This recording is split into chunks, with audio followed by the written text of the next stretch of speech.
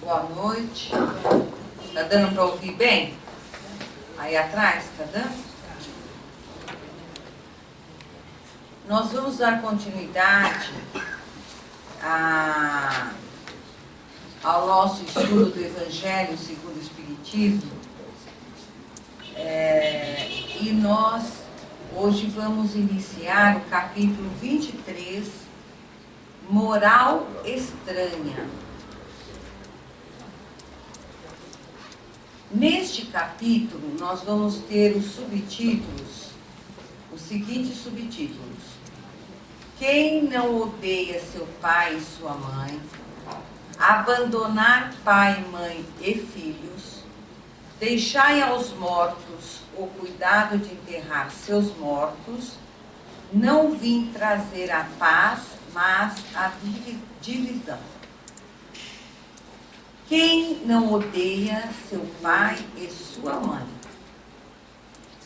Uma grande multidão de povo, caminhando com Jesus, ele se volta para eles e lhes diz: se alguém vem a mim e não odeia seu pai e sua mãe, sua mulher e seus filhos, seus irmãos e suas irmãs, e mesmo sua própria vida, não pode ser meu discípulo. E todo aquele que não carrega a sua cruz e não me segue, não pode ser meu discípulo. Assim, todo aquele que dentre vós não renuncia a tudo o que tem, não pode ser meu discípulo. São Lucas, capítulo 14, versículos 25, 26, 27 e 33.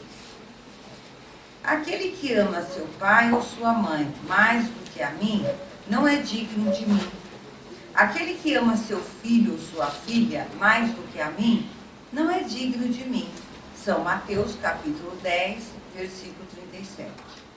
Se nós lermos esses versículos, simplesmente a leitura fria, ao pé da letra, nós vamos achar estranho, Jesus preconizar, que nós não devemos amar nem o pai, nem a mãe, nem a mulher, nem o filho, nem a filha, se quisermos segui-lo, se quisermos ser seus discípulos. E no Evangelho segundo o Espiritismo, ele vem nos esclarecer. Então, os mentores que trabalharam com Kardec na redação do nosso Evangelho segundo o Espiritismo, trata de descortinar, explicar, desmistificar muitas interpretações que, se levadas ao pé da letra, seriam inconcebíveis ter sido pronunciadas por Jesus, porque vai de encontro, é completamente contrária ao que ele ensinou. Então vamos ver as explicações sobre estas afirmativas que estão nos versículos que nós acabamos de ler. Certas palavras, muito raras, de resto, fazem um contraste tão grande na boca do Cristo que instintivamente se rejeita seu sentido literal. E a sublimidade de sua doutrina não sofre com isso nenhum prejuízo.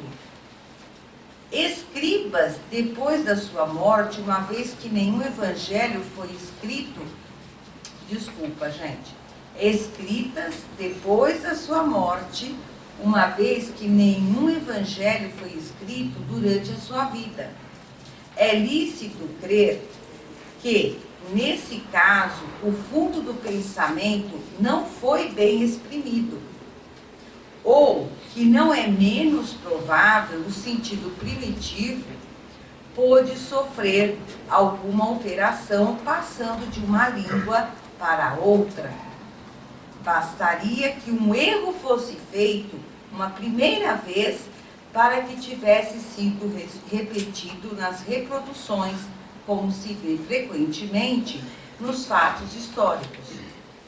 Então, o primeiro alerta, com relação a levar ao pé da letra o que nós acabamos de ler aqui no Evangelho, preconizando o desamor, né, o desapego daqueles que nos são mais caros, pai, mãe, filhos, mulher, marido. E ele está dizendo que nós devemos ter cuidado, porque ele chama atenção que o Evangelho, ele foi escrito depois da morte de Cristo. E depois ainda, o Evangelho, ensinamentos lá contidos, foram traduzidos, reescritos, né? Então, que basta o mínimo erro numa oração, numa frase, ou a tomada de uma palavra de duplo sentido, para que hoje, né, perante ao que nós entendemos como moral, né, como ético, correto, até mesmo sob a ótica do próprio Cristo, parece muito estranho, muito fora de propósito. Então ele, primeira coisa, tomar cuidado, porque tudo que foi escrito a respeito de Jesus nos Evangelhos foi escrito depois da sua morte. E depois ainda, foi sempre traduzido de uma língua para outra e, portanto, existe aí uma problemática real, né, da palavra escrita para o seu verdadeiro sentido. A palavra ódio, aí a segunda explicação. Nesta frase de São Lucas, se alguém vem a mim e não odeia seu pai e sua mãe, está nesse caso, não há ninguém que tenha tido o pensamento de atribuir a Jesus. Certo? Então, então essa frase, ó, se alguém vem a mim e não odeia seu pai e sua mãe, não é concebível, né? Para qualquer que seja que conheça o pensamento verdadeiro do Cristo. Seria, pois, supérfluo discuti-la e ainda menos procurar justificá-la. Então aqui, eles não vão tratar no Evangelho segundo o Espiritismo, ficar divagando, discutindo sobre isso, e muito menos justificar. Ah, não, Jesus falou isso por causa disso. Não, não é o objetivo do Evangelho segundo o Espiritismo. Seria preciso saber, primeiro, se ele a pronunciou. E na afirmação, saber se, na língua em que se exprimia, essa palavra tinha o mesmo valor que na nossa. Então, é perda de tempo, porque primeiro a gente tinha que ter certeza absoluta que ele falou. E por outro lado, também entender o verdadeiro sentido dessa palavra naquela época, naquele contexto, naquela sociedade. Nesta passagem de São João, aquele que odeia sua vida neste mundo, a conserva para a vida eterna, é certo que não exprime a ideia que nós lhe atribuímos. A língua hebraica não era rica e havia muitas palavras com vários significados. Tal é, por exemplo, aquele que no Gênesis designa as fases da criação. Isso, no fim, serviu a uma vez só para exprimir um período de tempo qualquer e a revolução diurna. Daí, mais tarde, sua tradução para a palavra dia. E a crença que o mundo foi obra de 6 vezes 24 horas. Entendeu? Então, ou seja, na expressão no Gênesis, foi traduzido o dia, né? O que eles estavam colocando como era, como uma lógica muito mais ampla de tempo, no fim foi traduzido para dia, e daí a interpretação de que o mundo foi feito em 6 dias, né? De 24 horas. Tal é ainda a palavra que se dizia de um camelo e de um cabo, porque os cabos eram feitos de pelo de camelo, que naquela você enxerga, né, uma trave no olho do adversário, é mais fácil, desculpa, um pobre entrar no céu, né? Desculpa, é mais fácil um cabo, né, um camelo passar por um buraco de uma agulha do que um rico entrar no reino dos céus. Todos lembram. E no caso da interpretação, quando a gente lê no Evangelho, ele fala de camelo. Então eu lembro que quando nós éramos pequenas, eu ficava realmente imaginando o camelo passar no buraco da agulha. E eu falava, nossa, mas por que um exemplo tão? E na verdade foi traduzido assim, mas não passava de um fio, né, tecido de pelo de camelo, entendeu? Que acabou passando dessa forma. Do mesmo jeito, a palavra ódio também no Evangelho, agora nesses versículos. Aí é preciso, aliás, ter em conta os costumes e os caráteres dos povos que influem sobre o gênio particular de suas línguas. Sem esse conhecimento, o sentido verdadeiro de certas palavras escapa de uma língua a outra. A mesma palavra tem mais ou menos energia. Pode ser uma injúria ou uma blasfêmia em uma e não significar a mesma coisa em outra língua. Segundo a ideia a ela que se atribuiu. Ou seja, cada palavra, dependendo do povo, da ocasião, da civilização, ela vai ter um significado. Né? Então, isso que ele está explicando. Segundo, na mesma língua, certas palavras perdem seu significado alguns séculos depois. Por isso, uma tradução rigorosamente literal não exprime sempre perfeitamente o pensamento. E para ser exato, é preciso, por vezes, empregar não as palavras correspondentes, mas as palavras equivalentes ou perífrases. Então, perceberam? Ele diz assim, que mesmo na própria língua, o que foi escrito outrora não tem o mesmo impacto que tem hoje, o mesmo entendimento.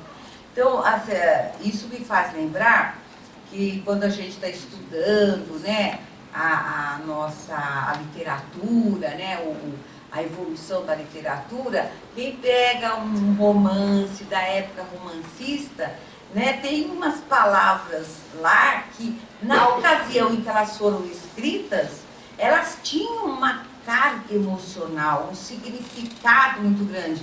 E quando nós lemos esses livros da era romancista, da fase romancista, hoje a gente, às vezes acha que o autor exagerou, está estranho, né? Como que ele, não é assim? É isso que ele está dizendo, que então, até na mesma língua, ao longo do tempo, as palavras também se modificam em relação ao seu valor e ao que se desejava exprimir naquela ocasião. Bom, essas advertências encontram uma aplicação especial na interpretação das Santas Escrituras e dos Evangelhos em particular. Se não se leva em conta o meio no qual viveu Jesus, fica-se exposto a equivocar-se sobre o valor de certas expressões e de certos fatos. Em consequência do hábito se tem de comparar os outros a si mesmo. Por essa razão é preciso, pois, afastar a palavra ódio da acepção moderna, como contrária ao espírito do ensinamento de Jesus.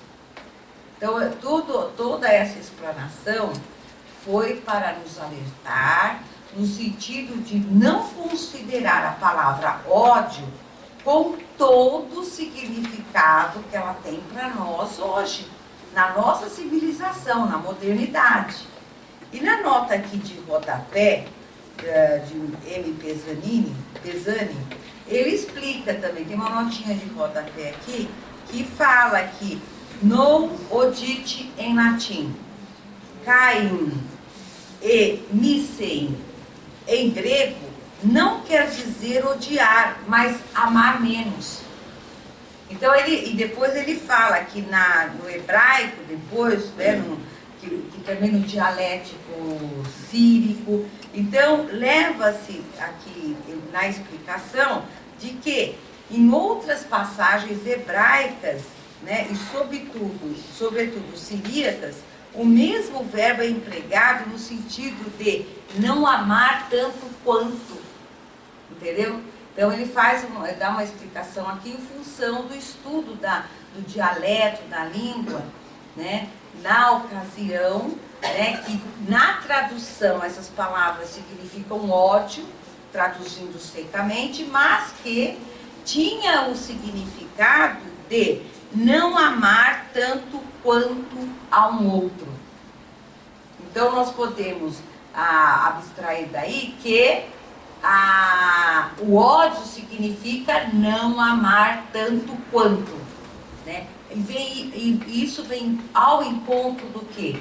Do maior mandamento, que é amar a Deus sobre todas as coisas.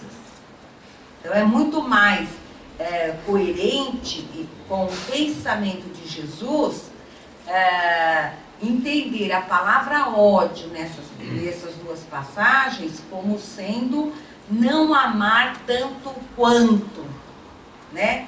Não amar tanto quanto a Deus. Não amar sua mulher, ou seja, Deus está acima de tudo, né? Então, aí é muito mais palatável, mais compreensível após essas considerações em relação ao significado da palavra odiar nessas duas passagens. Aí, prosseguindo agora, ele vai entrar aqui, deixar pai, mãe e filhos, quando Jesus, em Mateus capítulo 19, versículo 29, ele fala: todo aquele que tiver deixado por meu nome sua casa, ou seus irmãos, ou suas irmãs, ou seu pai, ou sua mãe, ou sua mulher, ou seus filhos, ou suas terras, por isso receberá o cêntuplo e terá por herança a vida eterna. Na outra, que é de Lucas, capítulo 18, versículo 28, 29 e 30, nós vamos encontrar: então Pedro lhe disse: por vós vedes que tudo deixamos e que vos seguimos Jesus. Não, vos seguimos. Jesus lhes disse: digo-vos em verdade, que ninguém deixará pelo reino de Deus, ou sua casa, ou seu pai, ou sua mãe, ou seus irmãos, ou sua mulher, ou seus filhos, que não receba desde este mundo, muito mais, e no século futuro, a vida eterna. Um outro lhe disse: Senhor, eu vos seguirei, mas permite-me dispor antes do que eu tenho em minha casa.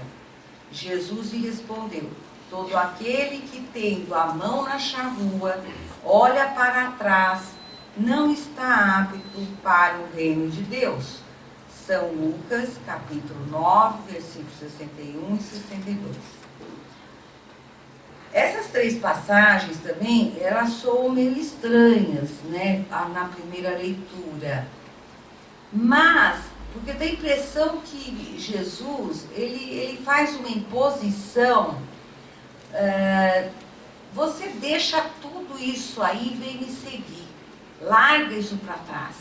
Larga essas responsabilidades todas e me segue. E não é isso.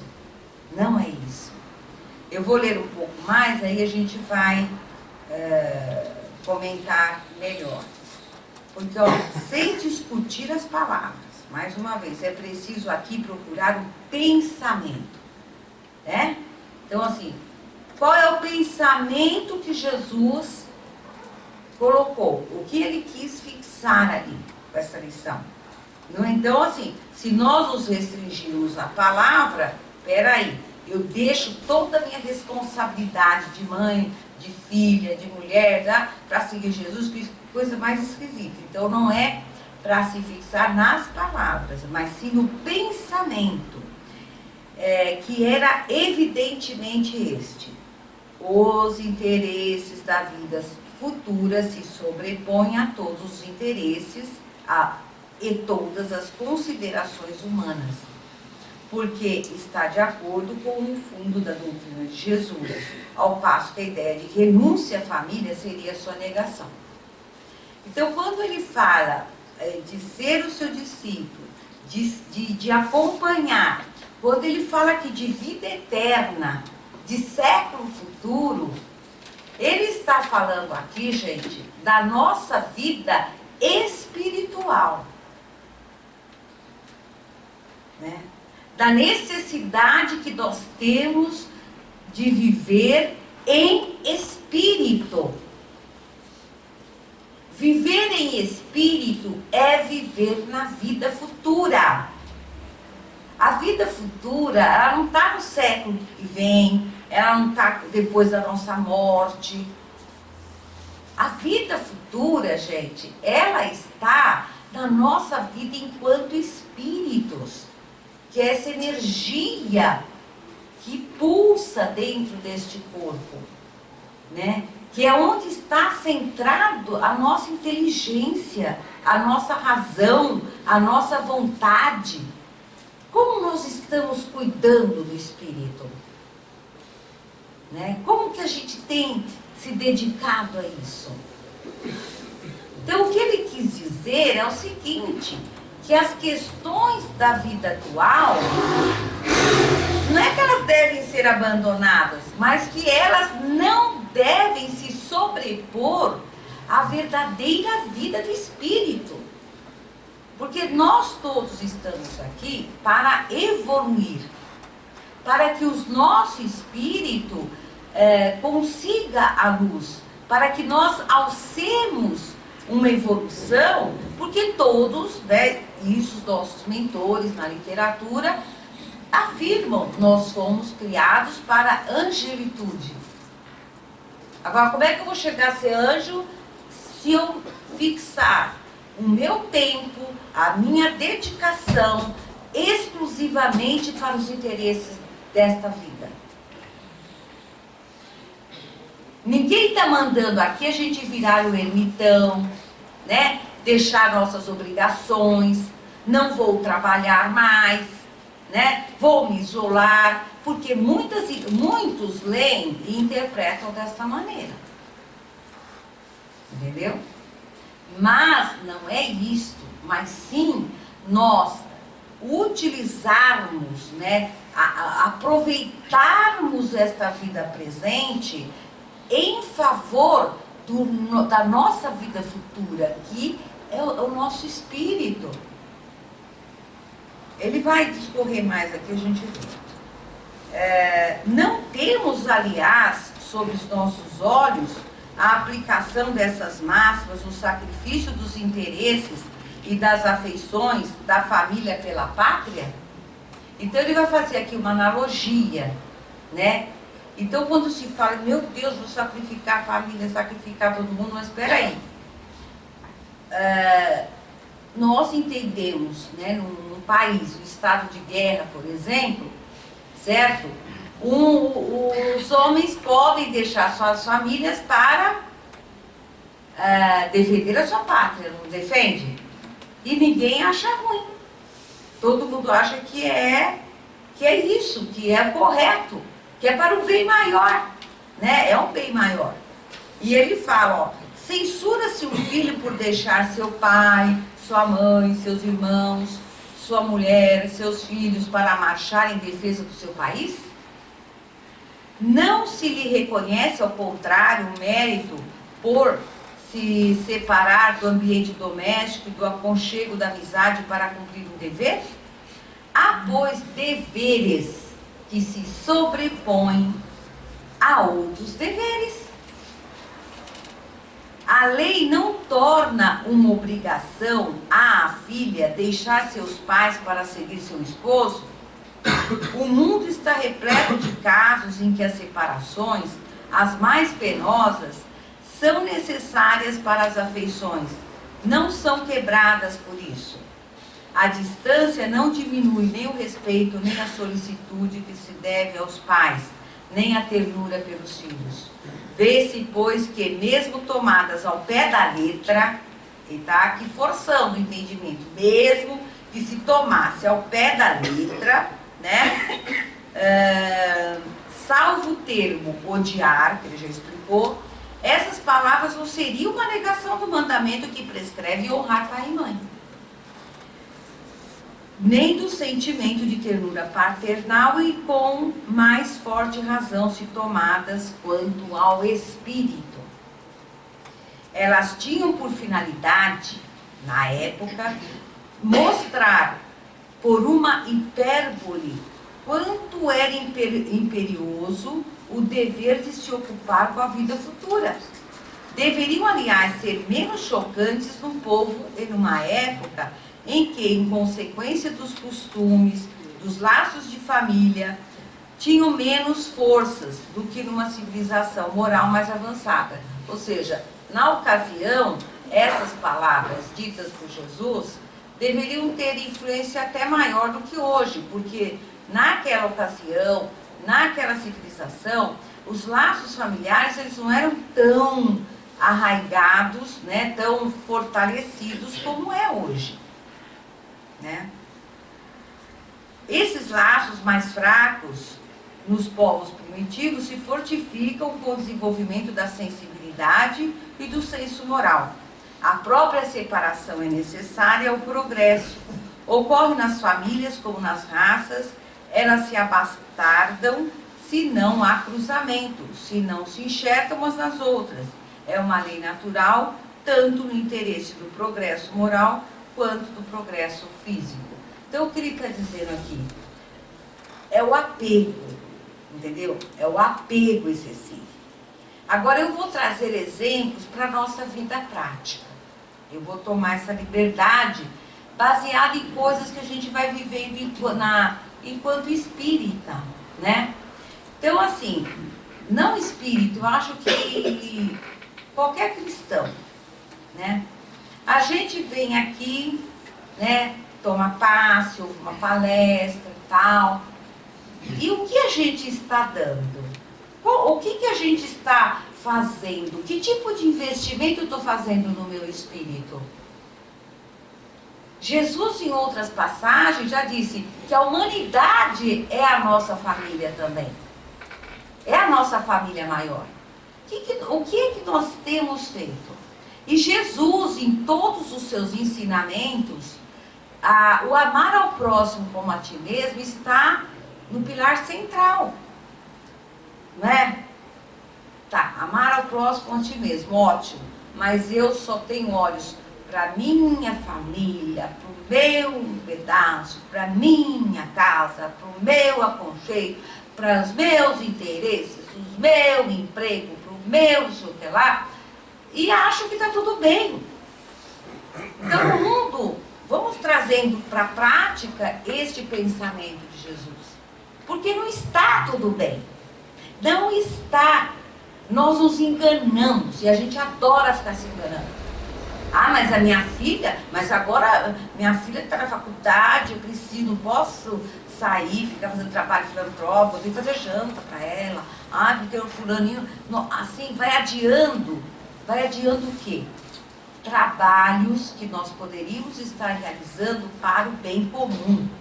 Eu não sei qual, o quê, porque cada um tem que procurar de acordo com a sua habilidade, com a sua disponibilidade. O fato é o que nós temos dedicado ao próximo. E isso é investir na sua vida espiritual. Isso é crescimento espiritual. Então não precisamos ir muito longe, porque nós olhamos para o Chico Xavier. Esse homem dedicou-se absolutamente a todos. Desde o menorzinho, do coitadinho que não tem nada, até os figurões que iam visitar no Uberaba com os carrões. Ele sempre tratou todos iguais e dedicando sua hora, seu sacrifício, né? Com um sorriso, com uma palavra de estímulo, de consolo, né? Fraquinho ali, né? Doente, mas as pessoas saíram de lá fortalecidas. Tudo bem, ele é o nosso ícone, claro. E nós? O que nós temos feito com o nosso dia a dia? Jesus não quer da nossa parte grandes testemunhos, que a gente abandone tudo, que a gente só fica vivendo de filantropia, lutando pelas causas, porque também onde ficam os nossos compromissos, né? Os compromissos de vidas passadas, a necessidade de se redimir de muitos erros do passado, que é no cotidiano, é na convivência familiar, na convivência no trabalho, na profissão, enfim, que nós vamos aprendendo, né? Mas, fora isso, onde está a nossa dedicação? Né? Então, assim, eu falo trabalho filantrópico, mas às vezes é outro tipo de atividade, entendeu? Vai ensinar, vai compartilhar, vai sair do lugar comum. Ou seja, fazer algo sem ser remunerado, né? Religiosamente, disciplinadamente, porque também não adianta a gente vai um dia lá, ajuda a entregar um pão. Aí do dia que dá na telha a gente volta lá, aí o povo não sabe se conta com a gente, se não conta com a gente. Trabalho voluntariado precisa de disciplina também, um exemplo, né? Então o que a gente tem feito? Às vezes a gente fica ali, é a minha família, meu pedacinho, tudo bonitinho, eu preciso cuidar, né? Tudo em ordem, tenho tudo sob meu domínio e tal. E os outros? E os outros da nossa família? Isso é investir na vida futura, gente. Isso é investir na vida futura. É nós sairmos da nossa zona de conforto, né? E seguir Jesus, é o que ele fala. Larga todo mundo, mas não é nesse sentido de largar, que ele quis dizer, certo? Escuta, venha, mas a sua cruz você traz junto, ele falou aqui. Quer dizer, não é o fato, eu não vou ser santa, eu não vou ter santidade porque eu resolvi agir diferente, né? Então nós temos que fazer essa reflexão. Nós estamos num momento do planeta crucial. Não dá mais para nós empurrarmos com a barriga. Agora, claro, tem aqueles que não têm acesso aí à lição do Cristo. Tem os que não, sabe, não fazem essa ponderação. Mas eu tenho certeza que todos nós aqui nessa sala temos condições de fazer essa ponderação e compreender o que Jesus quis nos passar.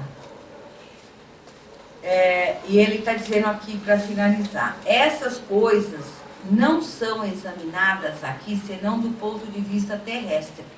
O Espiritismo nos faz vê-las de mais alto, em nos mostrando que os verdadeiros laços de afeição são os do espírito e não do corpo, e que são esses laços que não se rompem nem pela separação, nem pela morte do corpo, que ele se fortalece na vida espiritual pela depuração do espírito, verdade consoladora que dá uma grande força para suportar as vicissitudes da vida. Então aí no caso da separação, mas eu não vou porque eu não quero deixar minha família agora. É porque a minha filha agora casou, meu fulano casou, preciso estar lá em cima. Porque não sei o quê. Então nós interferimos direto naquilo que a gente entende que é nosso. E nós vemos ainda a separação como uma coisa ruim. Entendeu? Nós vemos a separação como algo que nós estamos perdendo. Nós não temos segurança. E não é, gente. A família cristã, ela deve estar sempre unida, seja lá onde cada um esteja. E eu digo mais, porque a família, nós temos que passar para a família, para os filhos, para os netos, o sentido da união espiritual. Por afinidade, respeito, confiança, é muito mais forte esse laço do que nós nos preocuparmos apenas em ficarmos no nosso aconchego, no nosso canto, tentando segurar todo mundo da família, né, custe o que custar, e não compreendendo muitas vezes, não compreendendo as decisões de filhos, de jovens, que já têm uma amplitude maior do que a nossa. Eles querem ganhar outros terrenos em que eles possam atuar de uma maneira muito mais produtiva para o seu espírito. E nós, às vezes, não compreendemos. E nós percebemos que hoje existem muitos jovens com este pensamento, né? Que estão aí construindo um futuro diferente, um futuro muito mais voltado. Haja vista nos movimentos, né, de defesa do meio ambiente, de defesa, os Médicos Sem Fronteiras e outras tantas coisas, que levam jovens e jovens a abandonarem tudo por uma causa maior, né? E eu estou dando um exemplo, eu não estou dizendo que a gente tem, é só um exemplo forte para tentar mostrar o que eu concluí dessa lição para vocês, entendeu? Então nós temos que ter os laços de família sempre fortalecidos em espírito, que fique mais frouxinho aqui, entendeu?